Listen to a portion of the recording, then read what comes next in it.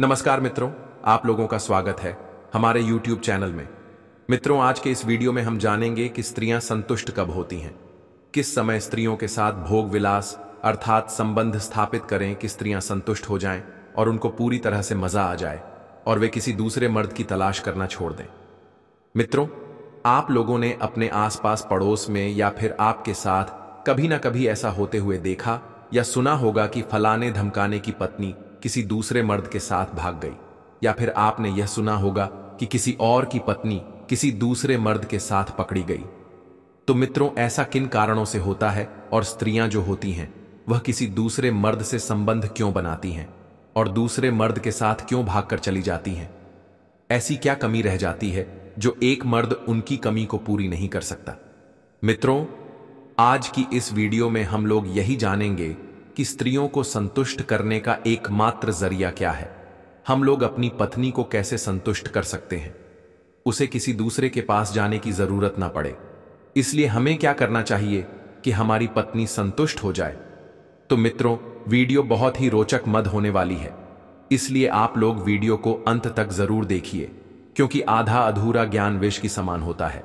इसलिए आप लोग वीडियो पर लास्ट तक बने रहे। मित्रों, चलिए वीडियो को प्रारंभ करते हैं। मित्रों, एक बार की बात, एक उत्तर प्रदेश का छोटा सा गांव था जिसका नाम शरदपुर था। उस गांव में एक अत्यंत सुंदर महादेव जी का मंदिर था, जहां पर प्रतिदिन सैकड़ों लोग महादेव जी की पूजा अर्चना करने के लिए आते थे। इस गांव में महादेव जी की मंदिर के बगल में एक धनी व्यापारी रहता था और उसके साथ उसकी पत्नी और एक 10 साल का पुत्र भी था। व्यापारी अपनी पत्नी से अत्यंत प्रेम करता था। उसकी पत्नी भी उसे बहुत प्रेम करती थी। उसकी पत्नी जो थी वह देखने में अत्यंत सुंदर और सुशील थी। यदि कोई उसे एक बार भी देख लेता था तो उस पर मोहित हो जाता था। वह इतनी ज्यादा सुंदर थी कि कई बार तो कुछ लोग उसे देखकर पागल हो जाते थे। वह औरत प्रतिदिन अपने पति के जाने के बाद कहीं जाया करती थी।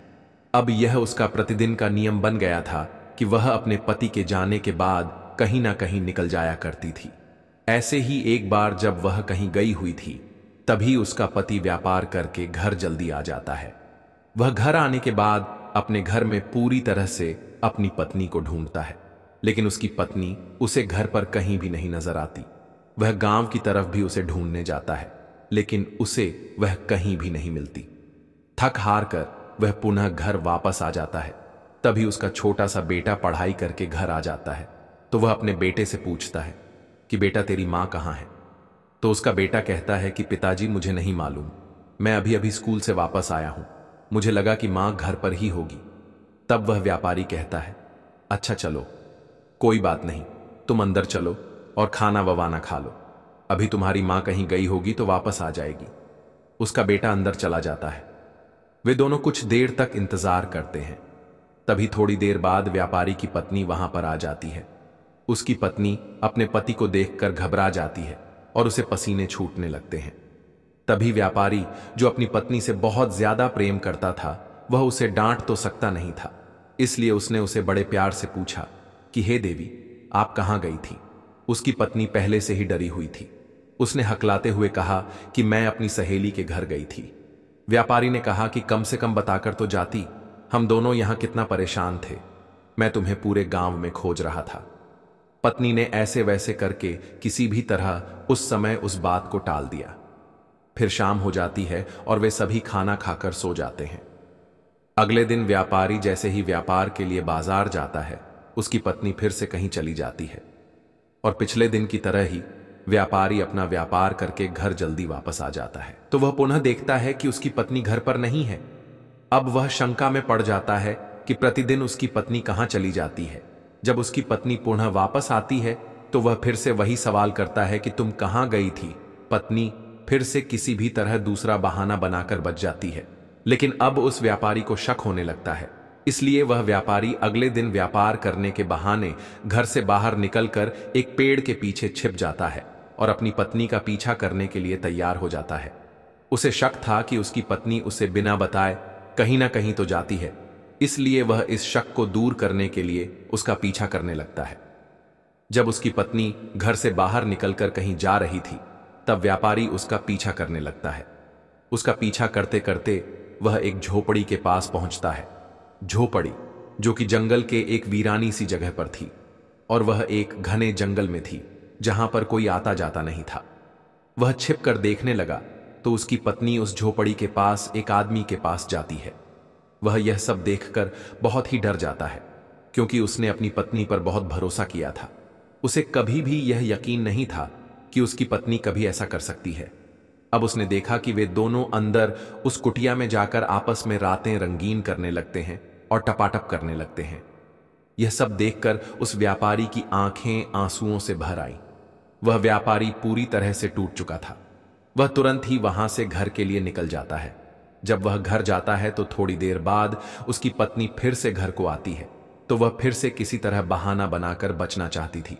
व्यापारी अब जो सब कुछ जान चुका था, वह जानते हुए भी अनजान बनकर खाना पीना खाकर सो जाता है, और पूरी रात उसे नींद नहीं आती। वह पूरी रात इसी बारे में सोचता रहता है कि उसकी पत्नी ने ऐसा क्यों किया। वह सोचते सचते उसकी सुबह हो जाती है। वह सुबह नहा धोकर अपने पुराने बाबा जी के पास चला जाता है। वह बाबा जी, जो कि अत्यंत ज्ञानी और जानकारी बाबा थे, उन्हें भविष्यवाणी करनी आती थी। वह व्यापारी उनके पास जाता है और उनसे रोते हुए उनको प्रणाम करता है। जैसे ही वह प्रणाम करता है, उसकी बातों को सुनकर बाबा जी जान जाते हैं कि अवश्य ही यह किसी बहुत ही बड़ी दुविधा में फंसा हुआ है। बाबा जी ने उस व्यापारी से कहा, बालक, तुम रो क्यों रहे हो? तुम्हें ऐसी क्या परेशानी हो गई है कि तुम आज इतने दिनों बाद मेरे पास आए हो? और वह भी रोते हुए व्यापारी ने अपने आंसुओं को पोंछते हुए कहा, हे बाबा जी, मैं आज एक ऐसी दुविधा में फंस चुका हूं जहां से निकलना मेरे लिए बहुत ही कठिन हो रहा है। मैं आपसे उस दुविधा से निकलने का मार्ग जानने आया हूं। कृपया करके आप मुझे उस दुविधा से निकालिए और मेरी उसे समस्या को समाधान दीजिए, अन्यथा मैं मर जाऊंगा। मैं यह सोच सच कर पागल होता जा रहा हूं। कृपया मेरी इस समस्या का समाधान कीजिए। बाबा जी ने कहा, हे बालक, तुम्हें जो भी समस्या है वह मेरे सामने उजागर करो। मैं तुम्हारी हर एक समस्या का समाधान करूंगा। कृपया करके अपनी जो भी समस्या है वह मुझे बताओ। जिस पर व्यापारी कहता है कि हे प्रभु, मैं पिछले कई दिनों से अपनी पत्नी को देखकर बहुत ही परेशान हो रहा हूं। वह प्रतिदिन जब मैं घर पर नहीं होता और मेरा बेटा जब स्कूल चला जाता है, तब वह एक जंगल में एक आदमी से मिलने जाती है और उसके साथ इस जंगल में एक कुटिया में रातें रंगीन करके और टपाटप करके अपनी शरीर की संतुष्टि करने के बाद पुनः घर को वापस आ जाती है। और जब मैं उससे पूछता हूं कि तुम कहां गई थी, तो वह प्रतिदिन मुझे कोई ना कोई बहाना बता देती है। हे प्रभु, कृपया आप ही मेरा मार्गदर्शन कीजिए कि मेरी पत्नी, जिसे मैं इतना ज्यादा प्यार करता हूं और वह भी मुझे इतना ज्यादा प्यार करती है, लेकिन ऐसी क्या आन पड़ी कि उसे मुझे छोड़कर किसी और पुरुष के साथ संबंध स्थापित करने की जरूरत पड़ गई, और वह मुझे छोड़कर किसी अन्य पुरुष के साथ रातें रंगीन करने के लिए चली गई। मैं कल से ही इस बात को लेकर बहुत परेशान हूं। पूरी रात मुझे नींद नहीं आई। मैंने अपनी आंखों से देखा कि मेरी पत्नी मुझे बिना बताए अकेले किसी अन्य पुरुष के साथ मिलने जाती है, और उसके साथ वह सब करती है जो एक पति को अपनी पत्नी के साथ करना चाहिए। हे प्रभु, मेरा मार्गदर्शन कीजिए। मुझे इस समस्या से बाहर निकालिए और मुझे बताइए कि मेरी पत्नी ऐसा क्यों करती है। कृपया करके मुझे इस प्रश्न का उत्तर दीजिए। आगे बाबा जी, जो भविष्यवाणी करते थे, उन्होंने कहा कि हे बालक, थोड़ी देर इंतजार करो। मैं अपनी त्रिकालदर्शी आंखों से देखकर बताता हूं कि तुम्हारे साथ ऐसा क्यों हो रहा है। कुछ देर ध्यान मुद्रा में जाने के बाद बाबा जी को सब कुछ झांत हो गया कि उसकी पत्नी ऐसा क्यों करती थी और वह दूसरे मर्द के साथ संबंध क्यों बनाती थी। ध्यान मुद्रा से बाहर आने के बाद बाबा जी ने व्यापारी से कहा कि है बालक, मुझे झांत हो गया कि तुम्हारी पत्नी ऐसा क्यों करती है। व्यापारी ने कहा कि हे प्रभु, कृपया करके आप मुझे बताइए कि मेरे साथ ऐसा मेरी पत्नी क्यों करती है और वह दूसरे मर्द के साथ क्यों चली जाती है। तब बाबा जी ने कहा कि पहले तुम मुझे यह बताओ कि क्या तुम अपने वीर्य का नाश करते थे कभी, या फिर तुम दिन भर कभी कभी अपने व्यापार में इतना मग्न रहते हो कि तुम्हें घर आने में ज्यादा देर हो जाती हो। तब व्यापारी कहने लगा कि प्रभु, आप कहना क्या चाहते हैं? मेरी कुछ समझ में नहीं आ रहा। कृपया करके आप मुझे साफ साफ बताइए कि आपके कहने का क्या मतलब है, यानी कि आप कहना क्या चाहते हो। तब बाबा जी कहते हैं कि मेरे कहने का अर्थ यह है कि क्या तुमने अपने जीवन में या अपनी जवानी में अपने वीर्य का नाश किया है, मतलब कभी हस्तमैथुन वगैरह ऐसी गंदी आदतों की लत तो तुम्हें नहीं लगी थी। और क्या तुम्हारे साथ तुम्हारे व्यापार में कभी ऐसा हुआ है कि तुम्हारा व्यापार बहुत ज्यादा बढ़ गया हो और तुम उस व्यापार में इतना मग्न हो गए हो कि तुम्हें घर आने में बहुत ज्यादा देर हो जाती हो। तब वह व्यापारी बाबा जी से कहता है कि हाँ बाबा जी, मैं अपनी जवानी में बहुत ज्यादा हस्तमैथुन करता था और मेरे साथ लगभग रोज ऐसा होता है कि मैं प्रतिदिन अपने व्यापार में इतना मग्न रहता हूं कि मुझे हमेशा देरी हो जाती है। अभी 2-4 दिनों से मेरा काम बहुत जल्दी खत्म हो जाता है, इसलिए मैं घर जल्दी वापस आ जाता हूं। अन्यथा मैं पूरा दिन 16 घंटे अपने काम में मग्न रहता हूं। लेकिन मेरे हस्तमैथुन और मेरे काम से इसका क्या अर्थ निकलता है, इसका क्या मतलब है। मेरी पत्नी जो दूसरे मर्द से संबंध बनाती है उससे और मेरे हस्तमैथुन और मेरे व्यापार से क्या मतलब है। तब वे बाबा जी कहते हैं कि अभी तुम्हारी समझ में यह बात नहीं आएगी। मैं तुम्हें एक कहानी बताता हूं जो कि बहुत ही प्रचलित है। इस कहानी को सुनने के बाद तुम्हें पूरी तरह से झांत हो जाएगा कि मैं कहना क्या चाह रहा हूं। तब वह व्यापारी कहता है कि हे प्रभु, कृपया करके आप उस कहानी को सुनाना आरंभ कीजिए। बाबा जी कहते हैं कि किंतु तुम्हें यह कहानी अंत तक अवश्य सुननी होगी, नहीं तो इसका दुष्परिणाम भी होता है जो कि बहुत ही बुरा होगा। तब वह व्यापारी कहता है कि हे प्रभु, कृपया करके आप मुझे वह कहानी सुनाना आरंभ कीजिए। मैं आपको वचन देता हूं कि मैं उस कहानी को पूर्णता पूरा अवश्य सुनूंगा। तब बाबा जी कहानी को सुनाना आरंभ करते हैं और कहते हैं कि है बालक, जैसी दशा तुम्हारी है वैसी ही दशा। एक बहुत प्रचलित राजा जिसका नाम राजा राजवंत था, उसकी भी यही दशा थी। वह अपनी प्रजा के बारे में इतना सोचता था कि उसे उसकी पत्नी के बारे में याद तक नहीं रहता था। वह अपने प्रजा में इतना मग्न हो जाया करता था कि उसकी पत्नी उसका इंतजार करते करते सो जाती थी और सुबह जब उठती तब भी उसका पति उसके साथ नहीं रहता, और सोने के बाद वह कब आता और सोने के पहले वह कब चला जाता उसे भनक भी नहीं लगती थी। ऐसा ही चलता रहा। वह प्रतिदिन यही करता गया और उसकी पत्नी उसका यह तमाशा देखकर हैरान रहती थी। उसकी पत्नी जो उसे बहुत ही प्रेम करती थी, वह सदैव यही चाहती थी कि उसका जो पति है वह जितना समय अपनी प्रजा के साथ बिताता है, इसका थोड़ा सा समय मेरे साथ भी बिताए। लेकिन राजा तो अपने कामों और प्रजा की समस्याओं में इतना उलझा रहता कि उसे समय ही नहीं मिलता कि वह अपनी पत्नी के साथ समय बिताए। एक बार की बात है, जब राजा अपनी प्रजा के हितों के बारे में किसी कारणवश अपने राज्य से किसी दूसरे राज्य के लिए जाता है, तो वह अपनी पत्नी से उसका ध्यान रखने के लिए कहता है और अपनी पत्नी से आज्ञा लेकर वहां से चला जाता है। उसकी पत्नी उसे भेजना तो नहीं चाहती थी, लेकिन वह जानती थी कि उसका पति यहां रहता भी है, तो भी उसे देखने के लिए इसकी इजाजत चाहिए होती है, क्योंकि उसके पास इतना समय तो रहता नहीं कि वह उसके साथ समय बिताए।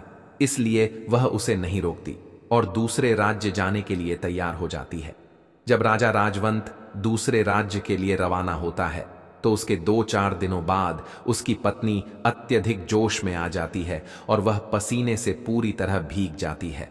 वह अपने जांघों को सहलाने लगती है और अपने पूरे बदन को हाथों द्वारा सहलाती हुई अपनी बेड पर लेट जाती है।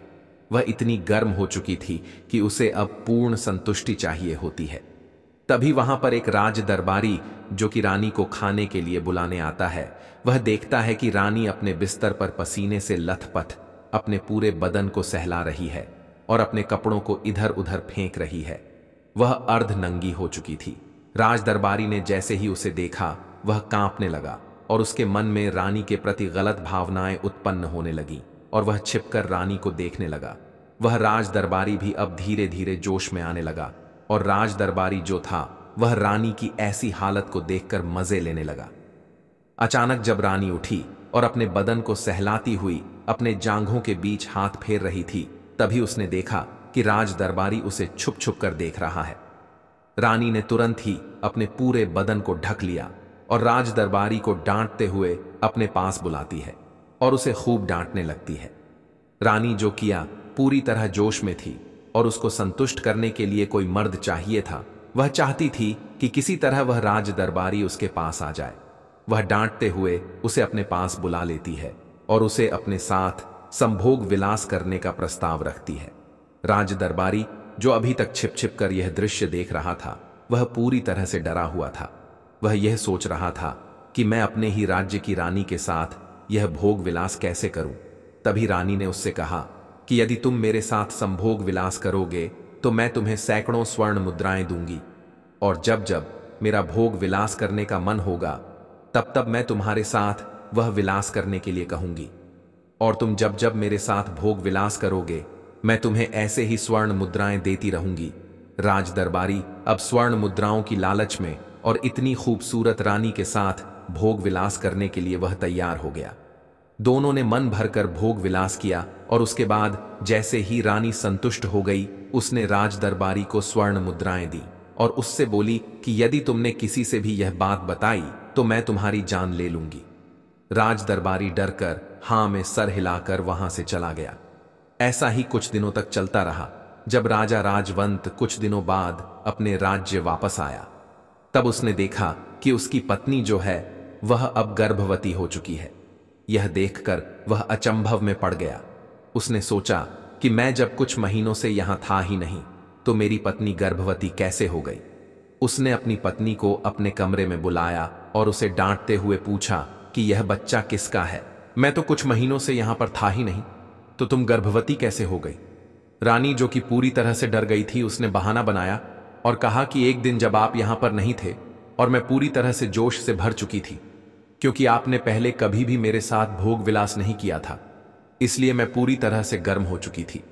और जब मैं गर्म हो चुकी थी और मैं पूरी तरह से जोश से भरी हुई थी, तब मुझे यह सब करते हुए एक राज दरबारी ने देख लिया था और उसने मेरे साथ जबरदस्ती करते हुए यह सब किया और मैं गर्भवती हो गई। ऐसा सुनते ही राजा पूरी तरह से गुस्से में आग बबूला हो गया। उसने तुरंत ही उस राज दरबारी को अपने पास बुलाया और उसे फांसी की सजा सुना दी। अब राजा अपनी प्रजा में जितना ध्यान देता, उसमें से समय निकालकर अपनी पत्नी के साथ समय व्यतीत करता और उसकी इच्छाओं को पूरा करता, और जब जब उसे संभोग या विलास करने का मन हो तब वह उसके साथ संभोग करके उसकी इच्छा को पूरी करता। आगे बाबा जी कहते हैं कि हे बालक, क्या अब तुम्हें पता चल गया कि तुम्हारी पत्नी किसी और पुरुष के साथ संभोग क्यों करती है, और वह किसी अन्य पुरुष के साथ रातें रंगीन करने के लिए प्रतिदिन तुम्हें छोड़कर किसी और पुरुष के पास क्यों जाती है। तब वह व्यापारी कहता है कि हे प्रभु, मुझे अभी भी नहीं समझ में आया कि मेरे साथ मेरी पत्नी ऐसा क्यों करती है।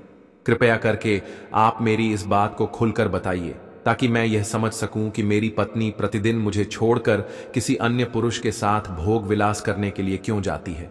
यहां तक कि मेरी पत्नी का एक बच्चा है, फिर भी वह किसी अन्य पुरुष के साथ भोग विलास करने के लिए जाती है। तब बाबा जी कहते हैं कि हे बालक, तुम्हें अभी तक ज्ञात नहीं हुआ, तो चलिए मैं तुम्हें बताता हूं कि तुम्हारी पत्नी ऐसा क्यों करती है और दूसरे पति के साथ संबंध क्यों बनाती है। तो बात यह है कि तुम जब पूरी तरह से अपने काम में विलुप्त हो जाते हो और पूरा दिन काम करते करते थक जाते हो और थकने के बाद खाना पीना खाकर सो जाते हो, और ये तुम प्रतिदिन करते हो, तो तुम्हारी पत्नी जब संभोग करना चाहती है तब तुम सोते रहते हो और सुबह उठकर फिर से अपने काम पर चले जाते हो। यही दिनचर्या तुम्हारी प्रतिदिन की लगी रहती है। तुम्हारी पत्नी जो है वह यह सब प्रतिदिन देखती रहती है, और जब तुमने पिछली बार उसके साथ संभोग किया था तब तुम्हारा बच्चा हुआ था, और यह बच्चा अब 10 साल का हो चुका है। सोचो, तुमने पिछले 10 सालों से अपनी पत्नी के साथ संभोग नहीं किया।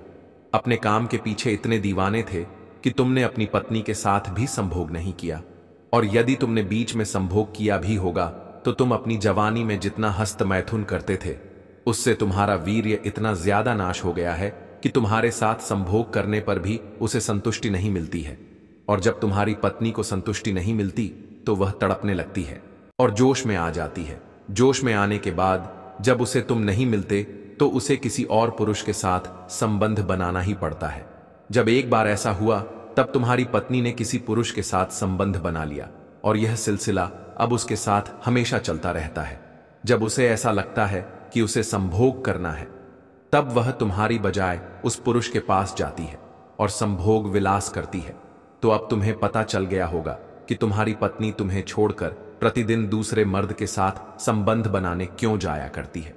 अब तुम यह जान लो कि तुम्हें क्या करना होगा कि तुम्हें तुम्हारी पत्नी छोड़कर किसी अन्य पुरुष के पास ना जाए। तो तुम यह जान लो कि अब से तुम्हें हस्तमैथुन करना एकदम से छोड़ देना होगा। यदि तुम्हें ऐसा करने की इच्छा होती है तो तुम अपनी पत्नी के पास जाओ और उसे संभोग करने के लिए बोलो। यदि वह भी जोश में होगी तो तुम्हारे साथ संभोग कर लेगी और उसे भी संतुष्टि मिलेगी और साथ में तुम्हें भी संतुष्टि मिल जाएगी। और दूसरी बात यह कि तुम अपने काम में इतना ज्यादा मग्न मत रहा करो कि तुम्हारी पत्नी को किसी अन्य पुरुष के पास जाना पड़े और उसके साथ संबंध स्थापित करना पड़े। इसलिए आज से तुम अपनी पत्नी के लिए कुछ समय निकालो और उसके साथ संबंध बनाओ और उसकी संतुष्टि करो, जिससे कि वह अन्य पुरुष के पास ना जाए। मेरे ख्याल से अब तुम्हारे दिमाग में यह बात आ गई होगी कि अब तुम्हें क्या करना है जिससे कि तुम्हारी पत्नी तुमसे दूर ना जाए। तब व्यापारी कहता है कि जी प्रभु, अब मुझे पता चल चुका है कि मुझे क्या करना होगा और मुझे मेरी गलती का एहसास हो गया है।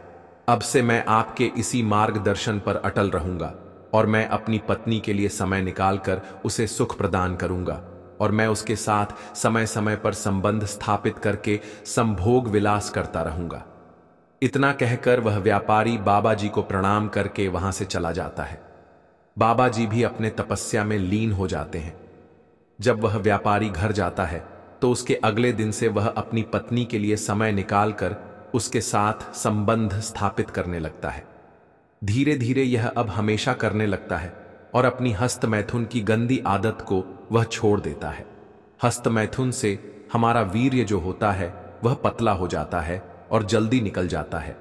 जब भी हम अपनी पत्नी के साथ संबंध बनाने के लिए जाते हैं तो हम जल्द ही हार जाते हैं, इसीलिए हमें ऐसा नहीं करना चाहिए। अब से वह व्यापारी अपनी पत्नी के साथ प्रतिदिन जब भी उसकी पत्नी की इच्छा होती वह भोग विलास करता और दोनों ही अब सुखी जीवन व्यतीत करने लगे। उसकी पत्नी भी अब दूसरे मर्द के पास जाना बंद कर देती है और दोनों ही बहुत ही खुशी जीवन व्यतीत करने लगते हैं। कुछ समय बाद उसकी पत्नी को एक और बच्चा हो जाता है और अब उनकी जो फैमिली थी वह 3 की बजाय 4 हो जाती है और घर के चारों लोग बहुत ही खुशी और अच्छा जीवन व्यतीत करने लगते हैं।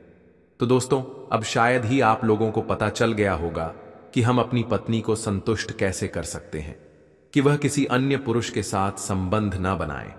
मेरे ख्याल से आप लोगों को यह बात पता चल चुकी होगी। तो दोस्तों, कैसी लगी आपको?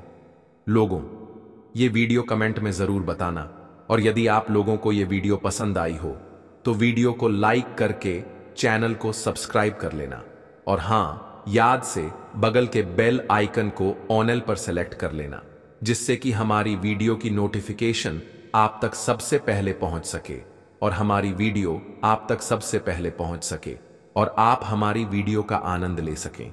तो मित्रों, मिलते हैं अगले किसी नए वीडियो के साथ। तब तक के लिए हर हर महादेव, राधे राधे, जय श्री कृष्णा।